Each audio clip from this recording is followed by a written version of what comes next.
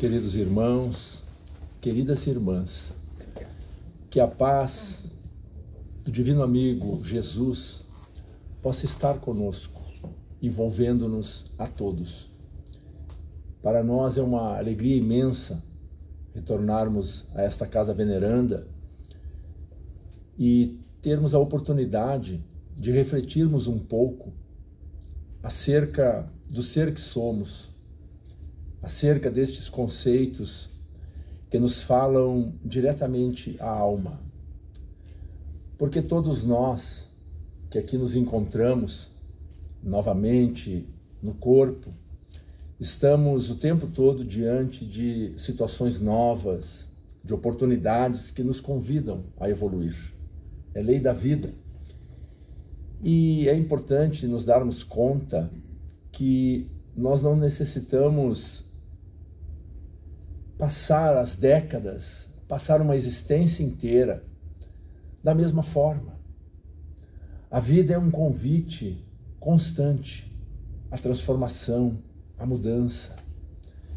Parece uma perspectiva muito agradável darmos-nos conta de que nós podemos mudar a qualquer momento. A doutrina espírita nos traz uma mensagem de alegria, de amor. E é interessante darmos conta, percebermos que nós conseguimos colocar em prática logo em seguida. Nós vamos absorvendo algum conceito, introjetando, e nos é possível, logo em seguida, começarmos a tentar executar. Então, é muito saudável, é muito positivo podermos conversar um pouco sobre alguns aspectos do ser que somos. E para isso, nesta noite, nós trouxemos alguns conceitos que a benfeitora Joana de Ângeles, este espírito notável, que através da mediunidade segura do nosso querido Divaldo Pereira Franco, nos trouxe uma vasta bibliografia, principalmente de temas psicológicos, que alguns de nós muitas vezes temos uma certa dificuldade em analisarmos, em mergulharmos, temos que ler com bastante atenção, com calma, mas que na medida em que nós conseguimos compreender, vão se transformando em ferramentas valiosas para esse salto que podemos dar na nossa existência. Então, nosso primeiro slide, nós retiramos da obra Momentos de Consciência. Ela começa dizendo que a criatura humana, se libertando das heranças do primarismo, estagia na fronteira dos hábitos instintivos e do discernimento, do que lhe é factível realizar. Comportamentos arraigados nos painéis do inconsciente remanescem no ser em forma de impulsos tormentosos, complexos perturbadores, tendendo a infelicitar a criatura que lhe experimenta a constrição. Então, lentamente nós vamos percebendo o ser que nós somos. E isso é muito importante, nós podermos nos olhar e compreendermos de onde nós viemos, as etapas que nós já percorremos, porque às vezes nós temos determinadas ações, determinadas condutas que nós mesmos temos dificuldades de entender, quanto mais de aceitar.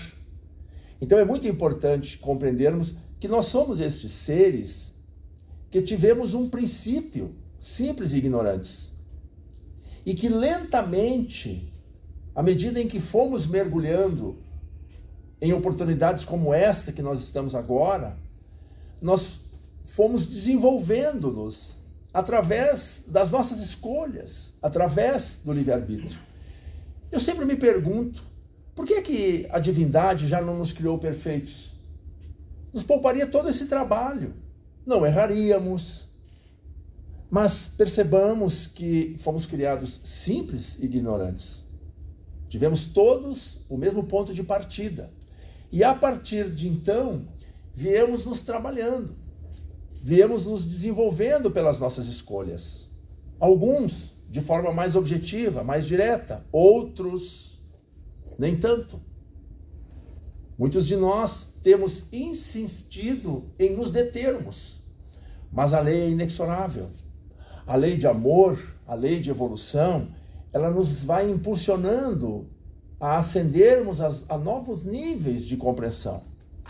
Agora, é certo que isso pode ser de forma mais amena ou mais intensa, a depender da nossa teimosia, porque às vezes nós insistimos no equívoco. Nós nos detemos para não modificar a nossa maneira de pensar, a nossa maneira de agir, retardando esse avançar. Como se diz no jargão popular, ou nós aprendemos pelo amor, ou nós aprendemos pela dor. Mas a vida, ela vai nos impulsionando, porque o fanal, o destino da criatura humana é a evolução. Então, à medida em que nós vamos nos dando conta de que nós temos esses instintos, porque foram eles que nos mantiveram numa determinada fase inicial da nossa existência, do nosso existir. Houve um período lá atrás que nós éramos movidos essencialmente pelos instintos. Aquele período em que nós matávamos para não morrer, ok? Foi muito válido. De lá para cá, viemos avançando, evoluindo, trabalhando, transformando esses instintos em sentimentos e emoções. Lentamente. Mas não conseguimos ainda nos despojar totalmente deles. Então, muitas vezes, hoje, nós vamos nos deparar com um sujeito esquisito, que somos nós mesmos. Às vezes a gente se pergunta, mas de onde eu tirei isso? Mas por que essa ferocidade? Quando nós conseguimos nos dar conta, é que nós temos esses instintos armazenados no nosso inconsciente. E de quando em quando, eles dão o ar da graça. Dizendo de outra forma, nós somos pessoas ótimas, excelentes, até que soframos alguma contrariedade. Quando isso acontece, eis que esse inconsciente emerge e nós somos assaltados por esse sujeito que estava dormitando no porão. Ele aparece e nos visita. E nós temos aquelas reações e às vezes nos damos conta. Nossa, mas que sujeito feroz! De onde saiu esse leão? De onde veio essa leoa?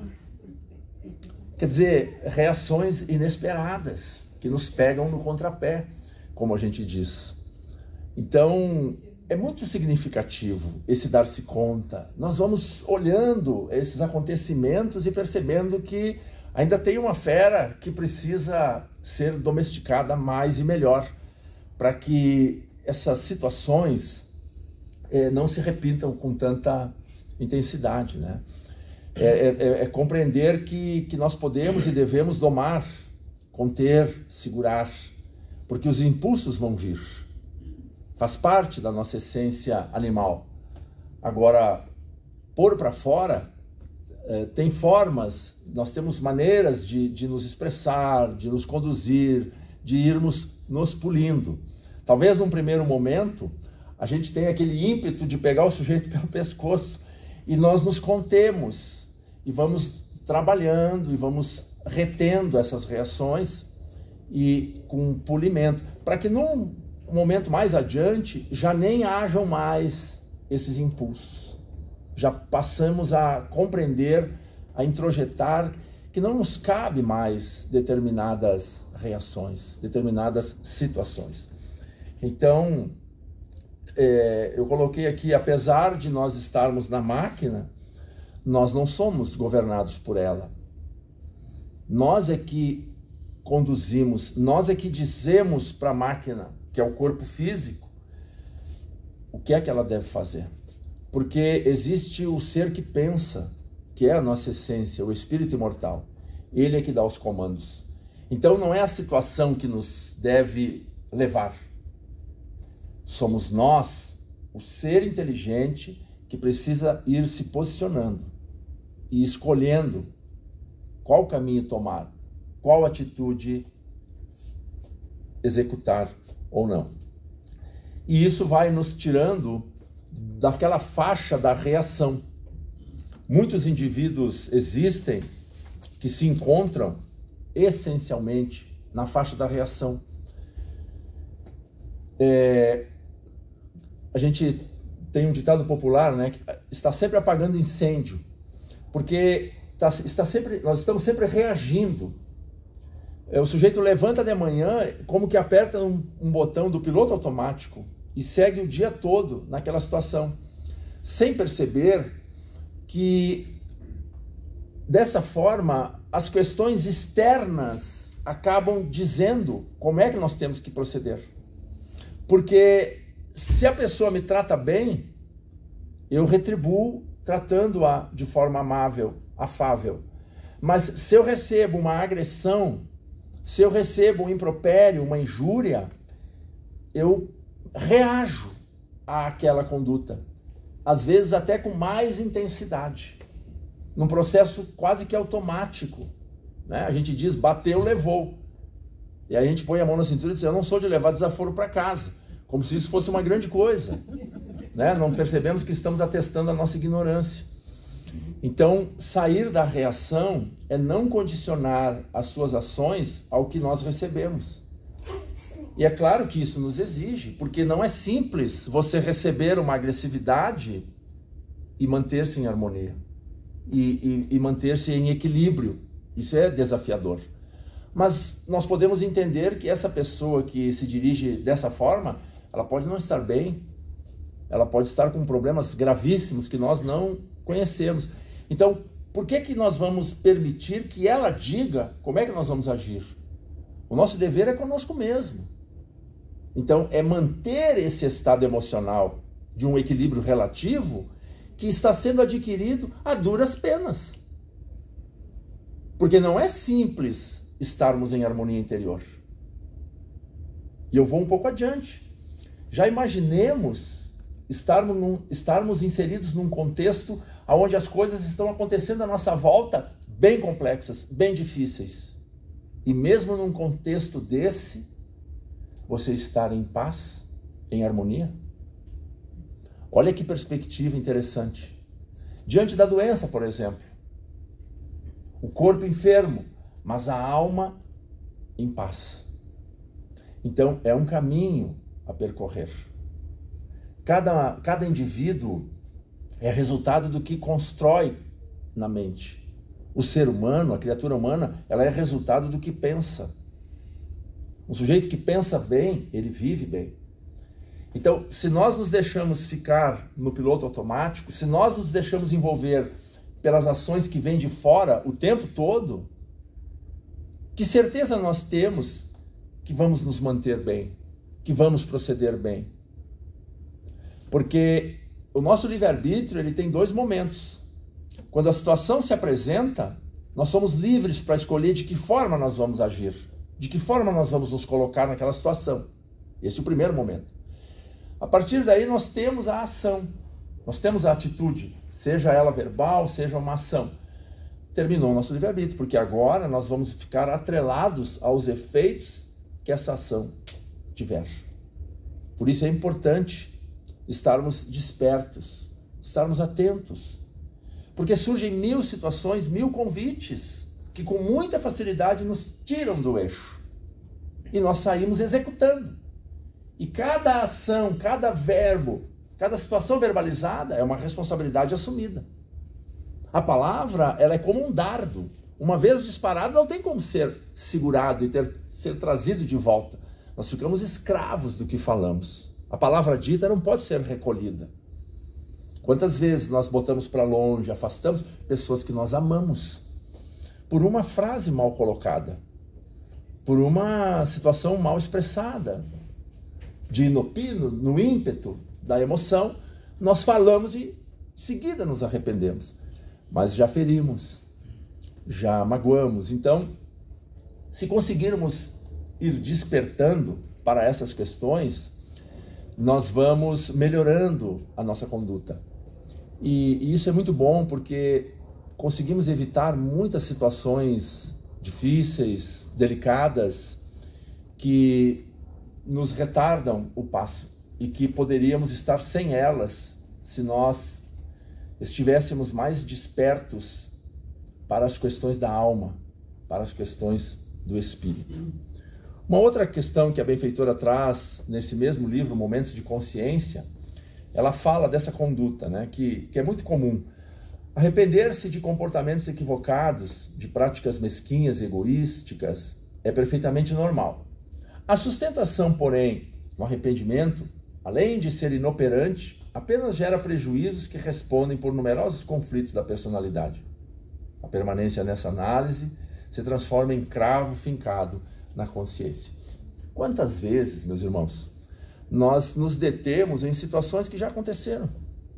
Nós ficamos lamentando condutas que já tivemos. Ah, mas se eu tivesse feito de outra forma, mas por que é que eu fui agir? Por que é que eu fui falar aquilo?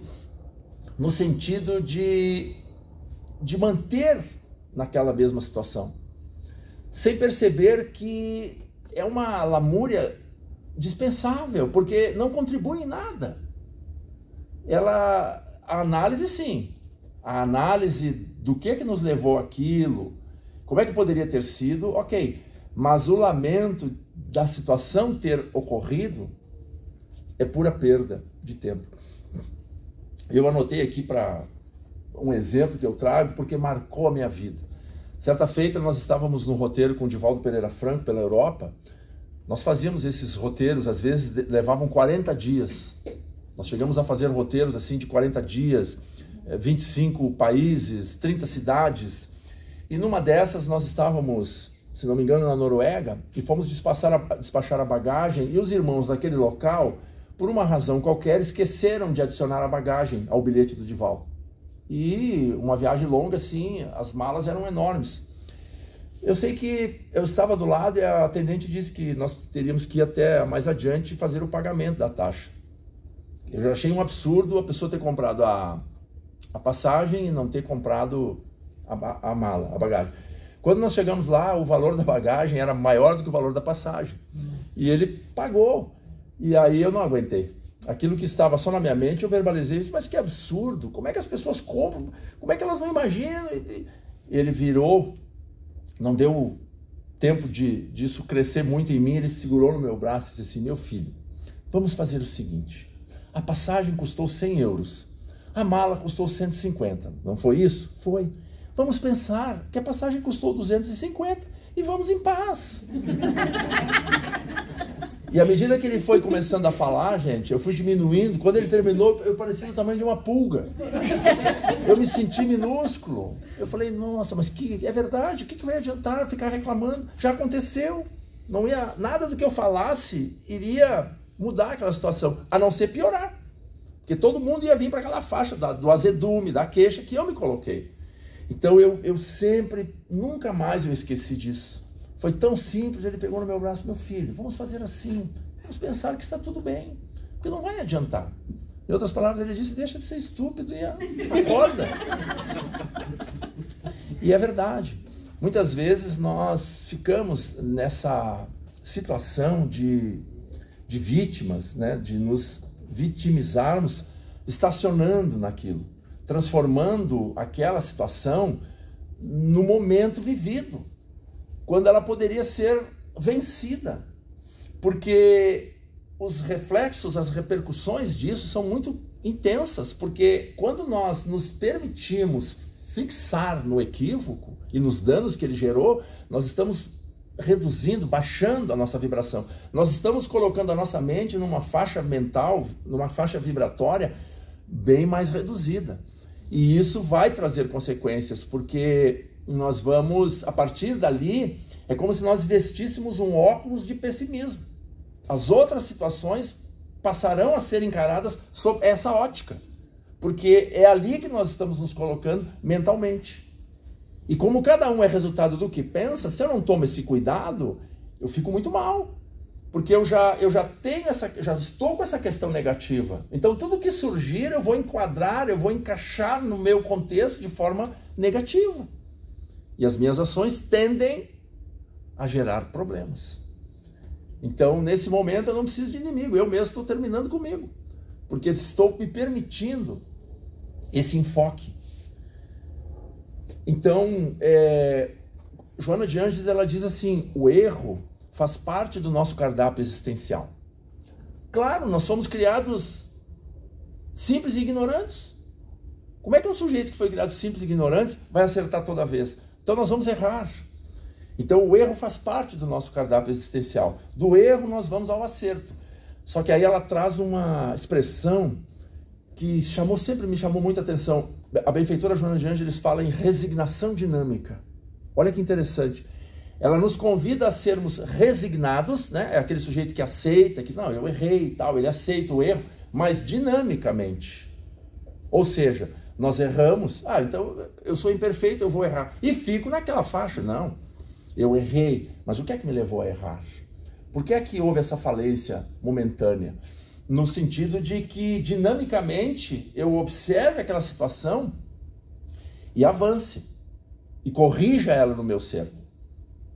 Porque é interessante essa análise. Muitos de nós deixamos para tentar o acerto na hora em que nós estamos vivendo a situação. Não sei se me faço entender. Só que na hora, as minhas chances de êxito são mínimas. Porque eu já trago tendências. Eu sou um sujeito que eu tenho uma dinâmica. Eu tenho uma lógica racional. E no momento que a situação surgir na minha vida, a chance de eu fazer diferente é pequena, é mínima. É necessário compreender o que é que nos levou ao equívoco fora dele. Quando nós estamos refletindo, quando nós estamos pensando, para compreendermos o mecanismo. Aí sim, nós nos munimos de recursos e talvez, diante da situação, a gente consiga lembrar desse aprendizado e fazer diferente. Porque o hábito, ele é danado. O hábito é aquela situação que a gente não pensa, né? Quando a gente vê, a gente já fez. Porque nós estamos habituados a agir daquela forma. Allan Kardec se referia aos nossos hábitos falando como as nossas más inclinações. Hábitos adquiridos. Então, se nenhum movimento for feito, nós somos como que arrastados.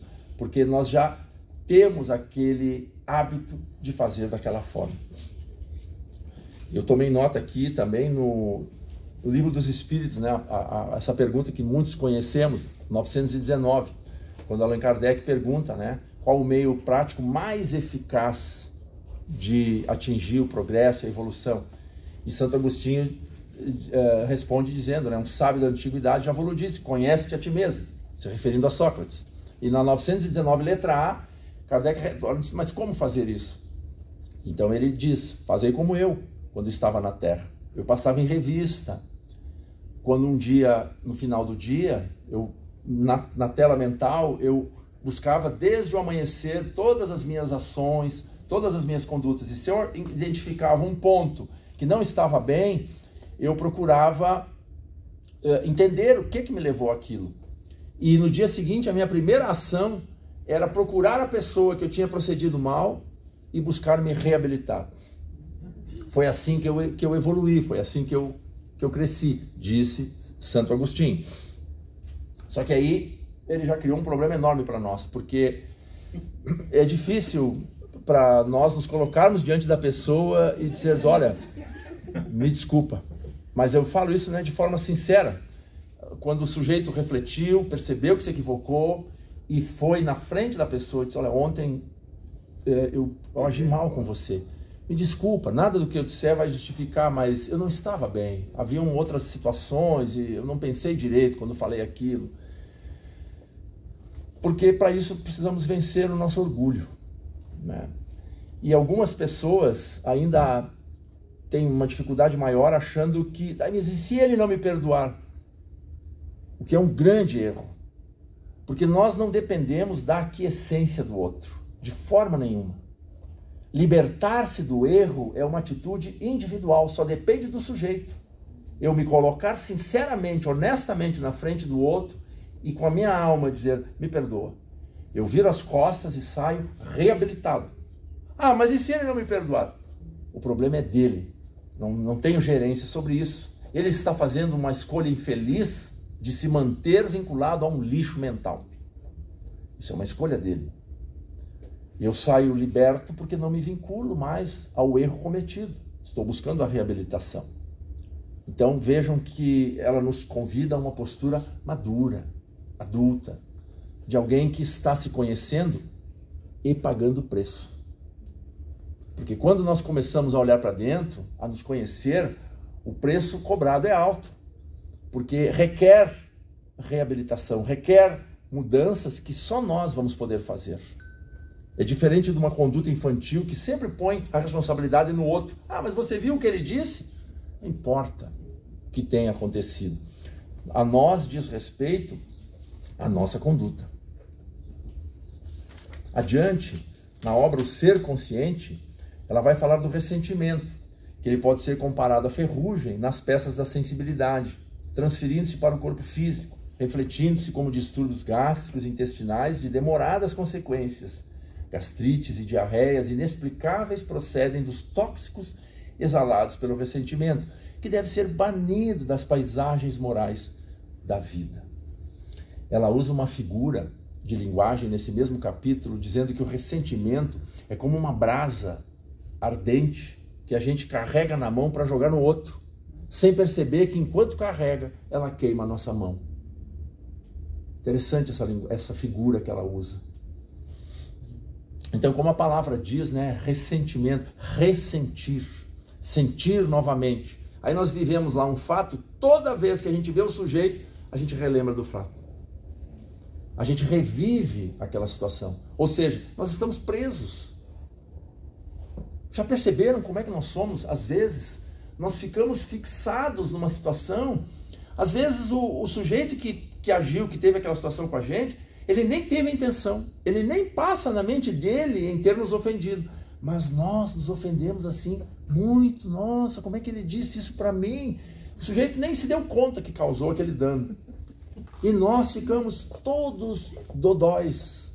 E aí toda vez que a gente diz aquilo, miserável, aí a gente lembra do Evangelho e diz, nem tanto, mas fica com aquilo. Mas a gente fica com aquela brasa quente dentro de nós. Então fazendo muito mal para nós. Então a benfeitora vem nos dizer, né, que essa situação ela desaparece a partir do momento que nós deixamos de alimentar para manter o desejo de revidar. Ou seja, se nós mudamos a postura mental, aquilo deixa de existir. Mas a gente fica sempre nessa postura de tirar a casquinha da ferida, né? Parece que quando está cicatrizando a gente vai lá revivendo o problema, revivendo a situação.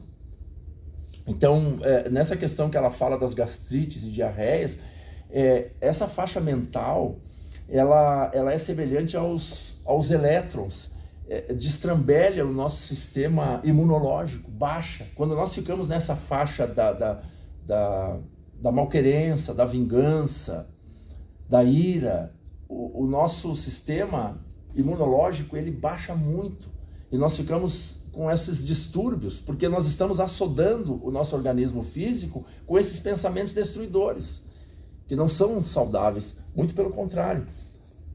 Então perdoar, deixar para lá, não é liberar o sujeito da ação que ele teve. Quando alguém procede mal, nós assumimos um débito para com a divindade, para com a consciência cósmica. Então quando alguém diz assim, não, eu te perdoo, nós não estamos liberados da responsabilidade da ação equivocada. Não, porque isso é lei da vida. A gente traz isso porque às vezes alguns de nós podem pensar assim, não, eu não te perdoo porque o que você fez não tem perdão. Mas não é esse o nosso papel, nós não temos essa competência, de forma nenhuma. Não temos. É uma questão com a lei divina. Nós vamos responder à vida, que tem 1000 formas de nos trazer uma situação que nos permita a reabilitação. Então isso não é com a pessoa que nós agredimos, isso é com a lei divina. Então por isso não tem sentido nós ficarmos nessa questão pessoal. Para ver como nós usamos pouco a nossa liberdade de poder escolher. Perdoar é não se vincular ao agressor. O resto é com a divindade. Agora, esse slide é da obra Luz nas Trevas. A benfeitora Joana de Ângeles dedicou um capítulo. O título desse capítulo é Silêncio. Se não me engano, silêncio mental, a necessidade do silêncio. E quando essa obra foi editada, eu me lembro que eu li ela e pensei como nós estamos necessitando disso, para um espírito desse teor nos trazer um capítulo falando do silêncio, da importância do silêncio. Então nós vamos ver. Ela fala, olha que interessante, a primeira frase: a balbúrdia domina os relacionamentos humanos em toda parte. Ponto final. Isso é um fato. Logo abaixo, não poucas vezes as pessoas se perturbam diante das injunções enfrentadas, perdendo o rumo existencial. Isso é outro fato.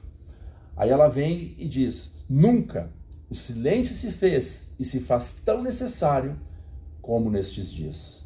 E agora ela nos convida.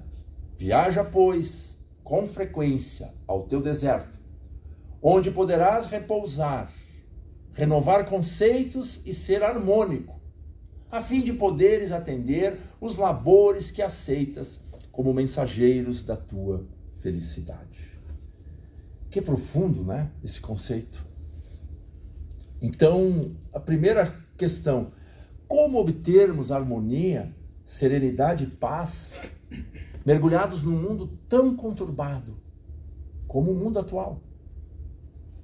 Nós temos, para esse aspecto, me parece que dois desafios. O primeiro é construir essa paz, esse silêncio. E o segundo é manter. Porque no momento em que nós conseguimos construir isso no nosso mundo íntimo, ok. Mas a questão é que a gente dá um passo para fora da porta e se depara com 1000 situações que tendem a fazer com que isso vire pó, com que a gente perca isso. E por quê? Essencialmente, porque não faz parte da nossa realidade ainda a serenidade. Nós estamos vivendo essencialmente o mundo de fora, que é tumultuado por natureza, que é competitivo, que é desafiador, que é simultâneo, que é instantâneo. Então, muitos de nós nos deixamos consumir por esse mundo, porque nos dedicamos muito mais a ele e sofremos as intercorrências, que são inúmeras, que são enlouquecedoras muitas vezes. Então, construir isso demanda empenho, esforço, dedicação de cada um de nós. E manter da mesma forma. Mas na medida em que nós vamos nos conscientizando disso, nós vamos adquirindo um pouco mais de domínio sobre nós mesmos. E apesar do tumulto, com esforço, com empenho, nós vamos edificando uma nova realidade no nosso ser, o ser que pensa. Então, esse sujeito ele começa a ficar um pouco impermeável às questões de fora. Ele tem a sua estrutura de equilíbrio emocional e ele vai atuando com o mundo de fora, buscando se preservar. É uma luta, é um grande desafio. Mas na medida em que nós vamos conseguindo isso, nós vamos vendo e vivendo o mundo de outra forma. Por exemplo, o sujeito que se entrega a esses labores, ele vai para o trabalho pelo mesmo caminho que ele sempre foi. E agora ele começa a perceber o que antes ele não percebia. Na primavera ele começa a perceber os ipês floridos. Quando chega alguém na frente dele para conversar, ele consegue ver a pessoa de uma forma diferente, porque ele agora está vivendo uma nova realidade. Ele está despertando para um mundo que antes ele não dava importância, que ele sequer sabia que existia. Então ele está renascendo para uma nova realidade, a realidade do ser espiritual, a realidade do ser que somos. E Jung tem uma frase, ele diz: quando estiveres diante de uma alma, lembres que estás diante de uma alma. Quando nós começamos a olhar para o mundo de dentro, nós começamos a despertar para uma porção de fatores que passam despercebidos, porque nós estamos no automático no mundo de fora. Nós estamos saindo de um compromisso ao outro. sem tempo para pensar. E com isso passam-se os anos e passa-se uma vida. E então nós vamos olhar para trás e nos perguntar: o que nós realizamos? E quando esse período se extinguir, quando ele se concluir, eis que o corpo, a máquina, tomba sem vida. E o ser que a coordena se evade, que é a nossa realidade mais profunda. E vamos então adiante, numa nova faixa vibracional, fora da matéria, levando conosco nada que o mundo pode dar, e todas as conquistas da alma.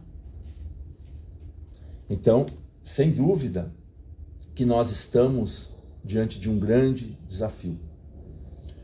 O silêncio, como disse a benfeitora, nunca se fez e se faz tão necessário. Quando formos visitados pelos eventos de vida, e isso se dá muito seguido, porque nós estamos na matéria, a matéria está em modificação constante. Então, quando isso acontecer, nos recolhermos no silêncio da oração sincera, verdadeira, na meditação, mergulharmos através do pensamento numa paisagem qualquer que nós elegemos e irmos lentamente diluindo aquele evento de vida, que afinal nos visita a todos. Todos nós sabemos que é impossível viver uma vida sem desafios, sem intercorrências, sem situações desastrosas que vão surgir, que vão acontecer com tanta imperfeição. Mas quando isso acontecer, buscarmos o refúgio do mundo interior, diluir na oração.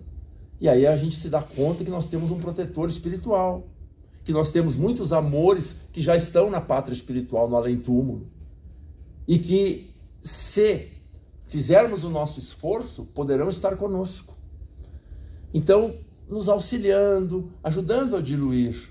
A diferença é que nós nos reerguemos renovados. Mas o problema continua ali, sim, até ser solucionado. Mas a questão é que nós estamos melhores. Nós estamos mais suaves, nós estamos um pouco mais refeitos, com melhores condições para os próximos passos. Então, é bem diferente, porque se ampliam essas buscas. Então, o desafio é um novo hábito de começarmos a visitar com mais frequência o mundo de dentro.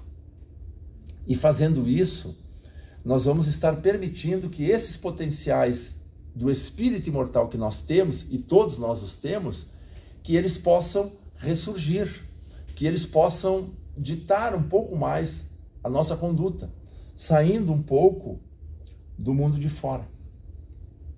E fazendo isso, nós vamos estar organizando melhor a nossa mente. Nós nos preocupamos com a higiene do corpo, mas esquecemos muito a higiene mental. E nós estamos recebendo um bombardeio de informações o tempo todo. Então, nada mais salutar do que extrairmos um pouco de tanta perturbação que invade a nossa mente sem nos pedir licença. Percebam como isso é sério. Se o sujeito é resultado do que ele pensa, e ele tem a mente, que é a sede do espírito no corpo, bombardeada por ideias e pensamentos e imagens o tempo todo, vejam o cuidado que nós precisamos ter para não nos perturbarmos. Às vezes a gente lê uma notícia que é falsa e nos perturba. Até nós percebemos que não é verdade, aquilo já nos perturbou. Só que no momento que a nossa mente entra naquela faixa, nós sintonizamos. Sintonizamos com uma porção de irmãos nossos que estão naquela faixa. E muitas vezes extremamente negativo. Então nós estamos trabalhando contra nós. O convite que os bons espíritos fazem é esse, que nós despertemos para podermos ser felizes, agora, já, dando a cada evento o valor real que ele tem. Então, se nós pudermos deixar uma mensagem final, seria essa, de que busquemos investir em nós, adquirindo hábitos saudáveis, hábito da oração, da meditação, de bons pensamentos. Quando percebermos que alguma coisa acontece, nós podemos ter um livrinho como Vida Feliz. Eu tenho na minha mesa do trabalho, seguida, com frequência eu abro, eu leio aquela mensagem. O que isso faz? Interrompe o fluxo de pensamentos negativos. Você coloca a mente a refletir numa ideia de altíssimo teor. E isso corta. Então já é como se a gente pudesse respirar um pouco de ar puro. E aí já podemos nos refazer. Porque por enquanto, esse estado de alma não está em nós. Por enquanto, devido à nossa pouca evolução ainda, nós precisamos fazer um esforço para atingirmos esse estado. Vai chegar um dia, se não nessa existência, numa próxima, em que isso vai ser natural em nós. Nós já não iremos valorizar tanto o mal, nós já não iremos nos perturbar com tanta facilidade, nós já teremos uma solidez, uma estrutura muito positiva dentro de nós, que está sendo construída agora. Então vale a pena, meus irmãos, investirmos no espírito que somos. Muito obrigado.